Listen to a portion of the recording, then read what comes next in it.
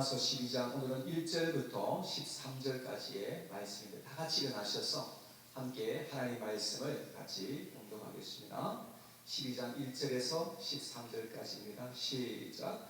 그러므로 형제들아 내가 하나님의 모든 자비하심으로 너희를 권하노니 너희 몸을 하나님이 기뻐하시는 거룩한 삶제물로 드리라. 이는 너희가 드릴 영적 예배니라. 너희는 이 세대를 본받지 말고 오직 마음을 새롭게 함으로 변화를 받아 하나님의 선하시고 기뻐하시고 온전하신 뜻이 무엇인지 특별하도록 하라. 내게 주신 은혜로 말미암아 너희 각 사람에게 말하노니 마땅히 생각할 그 이상의 생각을 품지 말고 오직 하나님께서 각 사람에게 나누어 주신 믿음의 분량대로 지혜롭게 생각하라. 우리가 한 몸에 많은 지체를 가졌으나 모든 지체가 같은 기능을 가진 것이 아니니 이와 같이 우리 많은 사람이 그리스도 안에서 한 몸이 되어 서로 지체가 되었느니라. 우리에게 주신 은혜대로 받은 인사가 각각 다르니 혹 예언이면 믿음의 분수대로 혹 섬기는 일이면 섬기는 일로 혹 가르치는 자면 가르치는 일로 혹 위로하는 자면 위로하는 일로 구제하는 자는 성실함으로 다스리는 자는 부지런함으로 긍휼을 베푸는 자는 즐거움으로 할 것이라. 사랑에는 거짓이 없나니 악을 미워하고 선에 속하라. 형제를 사랑하여 서로 우애하고 존경하기를 서로 먼저 하며 부지런하여 게으르지 말고 열심을 품고 주를 섬기라. 소망 중에 즐거워하며 환난 중에 참으며 기도에 항상 힘쓰며 성도들의 쓸 것을 공급하며 손 대접하기를 힘쓰라. 아멘. 자리에 앉겠습니다. 오늘은 지난주에 이어서 이제 두 번째 영적 예배에 대한 말씀을 드리도록 하겠습니다. 우리가 정말로 하나님을 만나서 하나님이 누구인지를 정말 알게 되면 가장 먼저 예배가 시작된다는 것을 우리가 알게 되는 것입니다. 여러분, 베드로가 예수님을 만났죠. 예수님을 만나고 정말로 예수님이 누구인 것임을 알았을 때 어떻게 했습니까? 예수님의 발 앞에 엎드렸어요. 엎드려서 자기가 죄인인 것임을 고백한 것을 볼 수 있습니다. 여러분, 열 문둥병자가 있었는데 예수님께 다 고침을 받았습니다. 그런데 거기 한 문둥병자가 예수님께 돌아와서 어떻게 했습니까? 예수님의 발 앞에 엎드려서 예수님께 감사했던 것을 우리가 볼 수가 있는 것이지요. 우리가 하나님을 정말로 바로 만나면 하나님 앞에 엎드릴 수밖에 없는 거죠. 우리의 삶에서 예배가 있는지 예배가 없는지를 보면 우리가 신앙인인지 아닌지 우리가 알 수가 있는 것입니다. 신앙인에게 있어서 가장 중요한 것은 예배입니다. 우리가 정말로 신앙인이라고 한다면 아무도 보지 않는 곳에서도 내 혼자 있을 때에도 하나님을 향해서 우리 예배 드리게 될 것입니다. 교회에서 하는 사역이 여러 가지가 있죠. 선교, 교육, 제자 훈련, 예배, 구제 사역, 많은 그런 사역들이 있는데 이 모든 사역이 교회에서 다 중요합니다. 그래서 우리가 사역을 하는 것이죠. 그런데 그 중에서 가장 중요하고 우선되는 것이 있다고 한다면 그것은 바로 예배라고 할 수가 있습니다. 왜 그런가 하면 예배를 통해서 결국 모든 사역이 결정되고 또 펼쳐져 나가기 때문에 그런 것입니다. 그래서 우리는 하나님 앞에서 진실되게 예배드리는 영적인 예배자가 되도록 해야 한다는 것을 알게 되는 것이죠. 지난주에 저는 영적 예배에서 두 가지를 말씀을 드렸는데 하나님께서 기뻐하시는 영적인 예배를 드리기 위해서는 첫째, 내가 죽어야만 가능할 수 있다는 것을 말씀을 드렸습니다. 나의 욕망과 나의 정욕과 야망이 죽어야만 된다는 겁니다. 그래야 우리가 하나님께서 기뻐하시는 예배를 비로소 드릴 수가 있게 된다고 말씀을 드렸습니다. 두 번째는 우리가 하나님의 뜻을 찾고 하나님의 뜻을 따라서 살아가야 한다는 것을 말씀을 드렸습니다. 예배를 통해서 하나님의 뜻이 이루어지고 하나님의 뜻이 드러나도록 해야 된다는 거예요. 여러분, 예배는 내 뜻을 이루는 것이 아니라 하나님의 뜻이 이루어지게 하는 것입니다. 그래서 예배는 이 자리에서 끝나는 것이 아닙니다. 너무나 많은 사람들은 예배가 여기서 끝난다고 생각합니다. 여러분, 사실 진짜 예배는 여기서 예배를 끝나고 난 다음에 저 문을 열고 나가면서부터 사실 시작되는 것이라고 생각해야 된다는 겁니다. 예배는 여기서 드리는 예배도 있지만 우리의 삶을 통한 예배가 있다는 것을 성경은 우리에게 말씀해 주고 있는 것입니다. 우리가 만일 여기에서 바른 예배를 드리고 하나님이 기뻐하시는 예배를 드렸다고 한다면 이곳을 떠나서도 예배는 계속해서 연장되어야 한다는 것입니다. 하나님은 우리가 이곳을 떠나서도 계속해서 우리와 함께 하시는 분이시고 우리를 도우셔서 또 하나님 앞에 예배를 드리도록 도우시고 인도하시는 분이 우리 하나님이시라는 것을 기억해야 합니다. 하나님은 우리를 구원하신 다음에 모든 믿는 하나님의 백성들에게 주시는 것이 있습니다. 여러 가지 많은데 오늘 이 읽은 말씀에서 두 가지 하나님께서 우리에게 주시는 것이 있다는 것을 볼 수가 있습니다. 첫째는 하나님께서 우리 믿는 자들에게 하나님은 믿음을 주셔서 우리를 불러주신다는 것을 알 수가 있어요. 근데 모든 사람들에게 똑같은 믿음을 주시는 것은 아닙니다. 자, 3절 말씀을 보시기 바랍니다. 3절 말씀을 같이 읽어봐요. 시작. 내게 주신 은혜로 말미암아 너희 각 사람에게 말하노니 마땅히 생각할 그 이상의 생각을 품지 말고 오직 하나님께서 각 사람에게 나누어 주신 믿음의 분량대로 지혜롭게 생각하라. 자, 하나님께서 각 사람에게 나누어 주신 믿음의 분량이 있다는 것을 알게 되는 것이죠. 어떤 사람에게는 하나님께서 참 큰 믿음을 주시는 그런 사람들도 있습니다. 성경에 보면 백부장이 나오는데요. 백부장의 믿음이 얼마나 좋았는지 예수님께서 그 백부장을 만나고서 정말 놀라실 정도로 감동하실 정도로 그렇게 믿음이 컸던 그런 사람이었음을 볼 수가 있습니다. 그런데 어떤 사람들에게는 하나님이 적은 믿음을 주셔서 부르시는 경우도 있습니다. 근데 한 가지 분명한 것은 믿음은 하나님이 주시는 선물이라는 것입니다. 그리고 하나님이 주신 이 믿음은 살아있고 자라나는 것이라는 것입니다. 그래서 우리의 믿음은 더 커질 수 있고 강해질 수 있다는 것입니다. 그러나 반대로 우리가 잘못해서 믿음이 약해질 수도 있고 믿음을 잃어버릴 수도 있다고 성경은 그렇게 또한 말씀하고 있습니다. 우리는 하나님이 주신 이 믿음의 분량을 따라서 섬김의 삶을 살아야 한다고 우리에게 권면하고 있는 것입니다. 두 번째, 하나님은 모든 믿는 자에게 주시는 것이 은사입니다.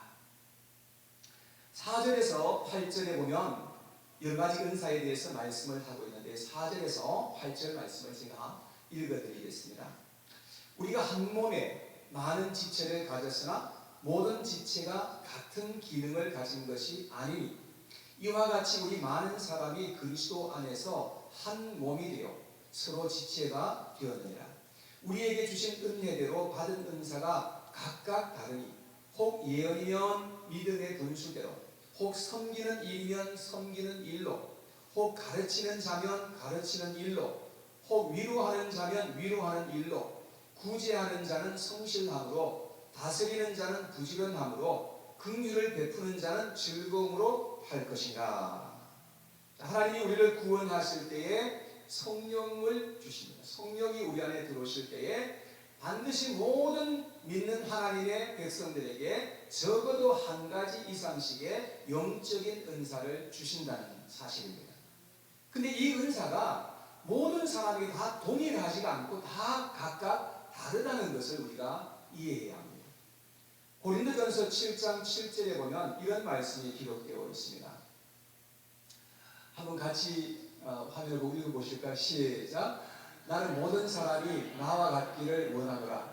그러나 각각 하나님께 받은 자기의 은사가 있으니 이 사람은 이러하고 저 사람은 저러하니라. 자, 여기 보면 은사가 각각 모든 사람에게 다르다는 것을 우리에게 말씀하고 있습니다. 여러분, 저에게 있는 은사가 여러분들에게 없을 수도 있고 여러분들에게 있는 은사가 저에게 없을 수도 있다는 것입니다. 그래서 우리는 다른 사람도 다 나처럼 어떤 일을 잘 하겠거니 라고 기대를 하다가 만약에 잘하지 못할 때에 우리가 그들을 비난하거나 공격해서는 안 된다는 것입니다. 왜냐하면 그들의 그 모든 은사가 다 나와 같지 않고 다르기 때문에 그렇다는 것입니다. 자, 그래서 6절 말씀에 보면 이렇게 기록합니다. 우리에게 주신 은혜대로 받은 은사가 각각 어떻게 해요? 네, 각각 다르니 혹 예언이면 믿음의 분수대로 사람마다 성령의 그 은사가 다 다르다는 것을 우리가 인정할 수 있어야 한다는 것입니다. 여러분, 우리의 몸은 하나이지만 몸에 붙어있는 지체가 굉장히 여러 가지입니다. 그런데 우리 몸에서 손이 하는 일이 굉장히 많은 것 같아요. 손은 굉장히 많은 일을 하는 그런 지체 중에 하나인데요. 그런데 제일 호사스러운 지체가 뭐라고 생각하십니까? 우리 몸에 붙어있는 제일 그 지체 중에서 제일 호사스러운 지체는 저는 입이 아닐까 그렇게 생각합니다. 왜냐하면 손이 열심히 일을 해가지고 먹을 것을 만들어가지고 입에다가 넣어주면 입은 맛있게 먹으면서 얌얌하면서 그렇게 먹잖아요. 자, 그래서 손이 입은 정말 얌체야, 정말 얌체야 하면서 불평하고 원망하면 될까요? 안 될까요? 안 되는 거죠. 여러분, 왜냐하면 일하는 역할이 다 다르고 분량도 다 다른 거예요. 오늘 본문에 보면은 7가지 은사가 나오지만 성경 전체에 보면 27가지 이상의 은사가 기록되어 있다는 것입니다. 예수님께서 달란트의 비유를 말씀하실 때 어떤 그 주인이 종들을 불러가지고 달란트를 줍니다. 오늘 기도할 때도 달란트에 대해서 얘기를 했는데요. 여러분, 그런데 이 달란트를 어떤 사람에게는 5달란트, 어떤 사람에게는 2달란트, 어떤 사람에게는 1달란트 이렇게 각각 종들에게 그렇게 나누어 줬던 것을 볼 수 있는데 하나님께서 그렇게 하신다는 거예요. 하나님께서 우리 각자에게 전적인 하나님의 주권으로 우리에게 믿음을 주시고 은사들을 주셔서 그렇게 섬기도록 하신다는 것을 우리는 이해해야 한다는 것입니다. 자, 그러면 하나님께서 우리에게 믿음과 은사를 주시는 목적이 무엇입니까?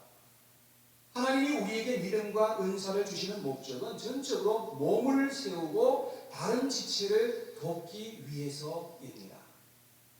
하나님이 우리에게 주신 은사는요, 자기 자신을 위해서 주신 것은 아닙니다. 그래서 우리는 믿음과 은사를 통해서 그것으로 우리는 서로를 섬기는 데 그것을 사용하도록 해야 한다는 것입니다. 그것이 하나님께서 우리에게 기대하시고 바라시는 바입니다.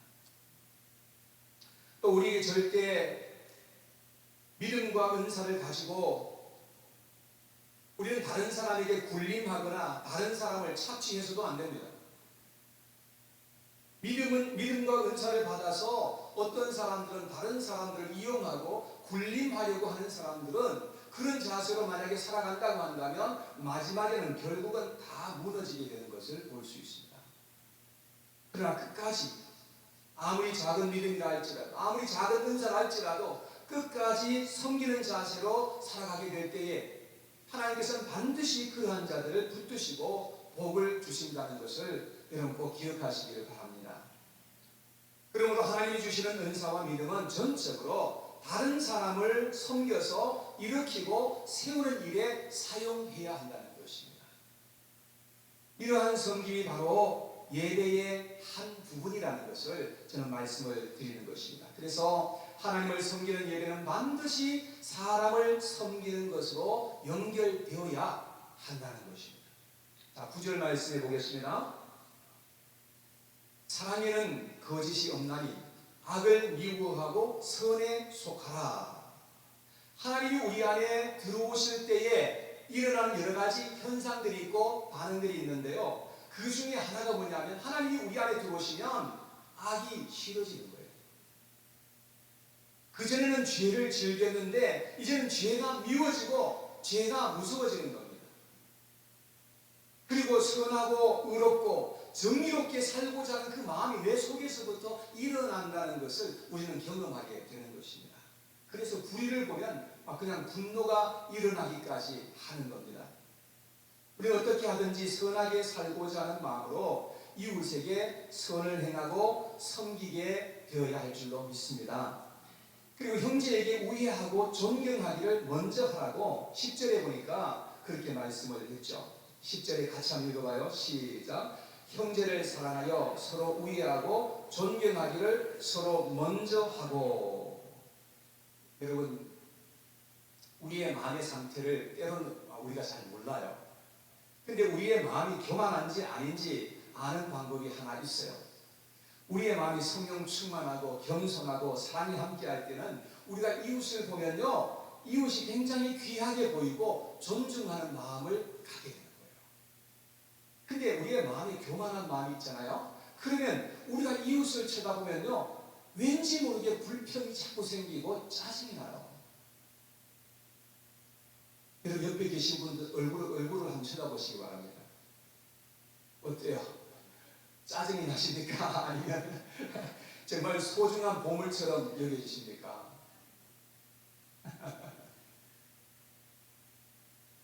우리는 우리의 마음의 상태를 자주 점검해 봐야 합니다. 여러분, 11절에도 보면 사랑해서 섬기는 자들에게 권면하시는 말씀이 나오는데, 11절 말씀에 부지런하여 게으르지 말고 열심을 품고 주를 섬기라. 자, 이웃을 사랑하고 섬기는 자들은 부지런해야 된다는, 열심으로 해야 된다고 그렇게 말씀을 합니다. 때로는 너무나 힘들 때도 있고 우리가 육체를 가지고 있다 보니까 피곤할 때도 있습니다. 그래도 사랑하고 섬기는 자들은 영혼들을 생각하는 마음이 있고, 또 섬기는 자들은 이제 그 영혼들을 생각하면서 우리가 그렇게 또한 섬기고 움직이게 되는 것을 깨닫게 됩니다. 여러분, 때로는 피곤도 우리가 참 주를 위해서 살 때 피곤도 무릅쓰고 생명도 희생할 각오를 가지고 그렇게 살아가게 되는 것입니다. 우리 선교사님들은 참 그 편안한 그 자리에서 한 번도 가보지 않은 그 사람들에게 가서 그야말로 복음을 전하기 위해서 가는 것은 생명을 사실 걸지 않으면 갈 수가 없는 것이죠. 여러분, 사도 바울은 사랑하고 섬기는 자들에게 또 몇 가지 권면을 계속해서 합니다. 12절에서 13절 말씀에 계속 보면, 소망 중에 즐거워하며 환난 중에 참으며 기도에 항상 힘쓰며 성도들의 쓸 것을 공급하며 손 대접하기를 힘쓰라. 보니까 소망 중에 즐거워하라고 그렇게 말씀을 합니다. 아무리 열심히 섬겨도 즐거움으로 하지 않는다고 한다면 섬김을 받는 사람도 달갑지 않을 것입니다.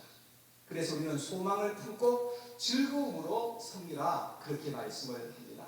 그 다음에 환난 중에 참으라. 섬기는 일을 하다가 보면요, 반드시 어려움이 찾아와요. 환난이 찾아오게 되어 있으면 그것은 공식입니다. 근데 만일 환난이 찾아오면 우리는 어떻게 해야 됩니까? 우리는 참고 인내할 수 있도록 해야 된다고 그렇게 권면하고 있습니다. 믿음이 있을수록 환난 속에서 참고 기다릴 줄 아는 인격으로 자라나게 될 수가 있게 된다는 것입니다. 그 다음에 보니까 기도에 항상 힘쓰라 그랬습니다. 여러분, 기도를 열심히 해야만 우리가 하나님의 도우심을 받아서 잘 섬길 수가 있기 때문에 그렇습니다. 우리가 기도하지 않고서는 절대로 잘 섬길 수가 없게 되어 있습니다. 그래서 열심히 항상 기도하라고 그렇게 말씀을 합니다. 그 다음에 성도들의 쓸 것을 공급하라. 나 혼자 잘 살아서는 안 됩니다.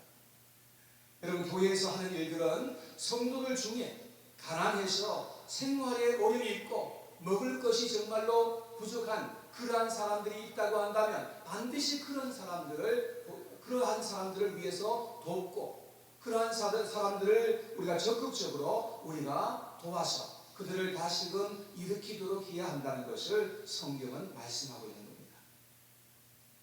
혹시 우리 가운데 그러한 분들이 있으시면 저한테 말씀해 주시기 바랍니다. 손 대접하기를 힘쓰라고 그렇게 말씀합니다. 다른 사람을 대접하는 그것은 귀한 마음이죠. 때로는 나와 상관이 없는 그러한 사람일 수도 있습니다. 그러나 우리의 집을 열어서 주님의 이름으로 대접하고 우리가 주님의 이름으로 그렇게 공개하는 그것은 하나님께서 우리에게 기대하시는 바이십니다. 아니신 것입니다. 이러한 모든 것들은 다 사랑하고 섬기는 것에서부터 나오게 된다는 것입니다. 이곳에서 우리가 함께 예배를 마치고 이제 이곳을 우리가 곧 나가게 될 겁니다. 자, 그러면 우리는 이웃에게 몸을 낮추어서 섬기고 사랑을 실천할 수 있도록 해야만 한다는 것입니다. 그래야 여기서 드리는 예배가 완성될 수 있고 우리가 복을 받게 되고 열매를 맺을 수 있는 그런 삶을 살아갈 수가 있게 된다는 것입니다. 아멘 하실 수 있겠습니까? 네. 안산제일교회에 고훈 목사님이 계신데 자신의 교회 교인 이야기를 하신 적이 있습니다. 과실치사라고 밖에 말할 수 없는 큰 죄를 지으신 어떤 분이 사형 선고를 받으셨어요. 그리고 독방에서 그렇게 혼자 지내다가 예수님을 영접하게 되었습니다. 예수 믿느냐는 재판관 질문에 네라고 대답을 했는데 사형수에서부터 무기수로, 무기수에서 장기수로 그렇게 복역을 하던 중이었는데 안산교회의 오직사님과 8년 동안 한 사람은 옥중에서 한 사람은 옥 바깥에서 그렇게 교제를 하다가 옥중에서 결혼식을 올리게 되었다고 합니다. 목욕한 지 17년 만에 특별 사면을 받고 그 사람이 추록을 하고 자유의 몸을 얻게 되었습니다. 그리고 교회에서 후보집사로 임명을 받고 이삭장애인 선교회를 자비량으로 운영하는 장애인을 섬기고 있는 그러한 부부입니다. 여집사님은 초등학교 4년 중퇴에 두 다리를 쓰지 못하는 지체 장애인입니다. 그런데 남자 집사님은 비록 사형수였었기는 했지만 유학을 다녀오고 대학 종합병원 치과의사로 섬겼던 그러한 경력이 있는 분입니다. 17년을 기다리며 사랑해준 장애인 아내를 위해서 남은 생애를 다 바치겠다고 생활비와 가정생활, 의식주 생활에 아내의 손발이 되어서 섬기며 성도들이 보기에 가장 모범적인 남편 역할을 하고 있다는 겁니다. 고 목사님은 이렇게 말씀하셨습니다. 요즘 이 부부의 아름다운 삶을 보려고 많은 사람이 교회를 찾습니다. 라고 했다는 것입니다. 이 세상에서 사람들에게 가장 필요한 것은 그것은 사랑의 섬김입니다. 섬김이 있는 곳에는 놀라운 생명의 역사가 함께하고 영혼들이 살아나는 역사가 시작되게 될 줄로 믿습니다. 섬김은 예배의 한 형태이며 하나님의 성품이기도 합니다. 마태복음 20장 28절에 예수님께서 하신 말씀입니다. 같이 한번 읽어볼까요? 시작. 인자가 온 것은 섬김을 받으려 함이 아니라 도리어 섬기려 하고 자기 목숨을 많은 사람의 대속물로 주려 하리니. 예수님은 섬김을 통해서 우리에게 큰 감동을 주시고 생명을 주신 것입니다. 예수님은 하나님이시면서 인간들을 위해서 죽도록 그렇게 섬기셨던 것입니다. 그러면서 예수님은 우리도 서로 발을 씻겨주고 서로 섬겨야 할 것을 우리에게 말씀하시고 명령으로 그렇게 내려주셨던 것을 우리는 기억합니다. 어디서든 서로 섬기면 우리는 행복할 수 있고 문제가 다 해결될 수 있는 그런 역사가 나타나게 될 것입니다. 가정도 그렇고 교회에서도 그렇고 일터에서도 그렇고 섬기지 않으려고 하니까 그러니까 문제가 시작되는 것입니다. 테레사 수녀가 어느 날 한 어린아이의 상처를 지극한 정성으로 치료를 하고 있는데 인근에 사는 어떤 이웃이 찾아와서 테레사 수녀에게 이렇게 말했습니다. 수녀님, 당신은 당신보다 더 잘 살거나 높은 지위를 가진 사람이 편안하게 사는 것을 보면 부러운 마음이 안 드시나요? 당신은 평생 이렇게 사는 것에 만족하십니까? 라고 그렇게 물었습니다. 그때 테레사 수녀는 이렇게 대답했다고 합니다. 허리를 굽히고 섬기는 사람에게는 위를 쳐다볼 시간이 없답니다. 라고 했다는 것입니다. 사랑하는 여러분, 우리가 하나님을 예배하는 예배자라면 이웃을 향해서 섬김으로 우리의 예배가 여기에서 연장되도록 해야 할 줄로 믿습니다. 이웃을 섬기는 것은 또 다른 형태의 하나님을 향한 예배이기 때문에 그렇습니다. 그래서 이웃을 사랑하고 섬기는 일을 실패하게 되면 하나님을 향한 이 예배도 결국은 실패한다는 것을 기억해야만 하는 것입니다. 결국 하나님을 향한 예배와 이웃을 향한 섬김은 서로 연결되어 있다는 것을 우리가 깨닫게 되는 것이죠. 그렇게 해야만 예배가 완성될 수 있고 성공될 수 있다는 것입니다. 사랑하는 여러분, 예배에 꼭 성공하는 우리 모두가 될 수 있기를 축복합니다. 그리고 하나님 앞에서 신실한 영적 예배자의 삶을 살아갈 수 있게 되기를 간절히 원합니다. 우리 이 시간 주신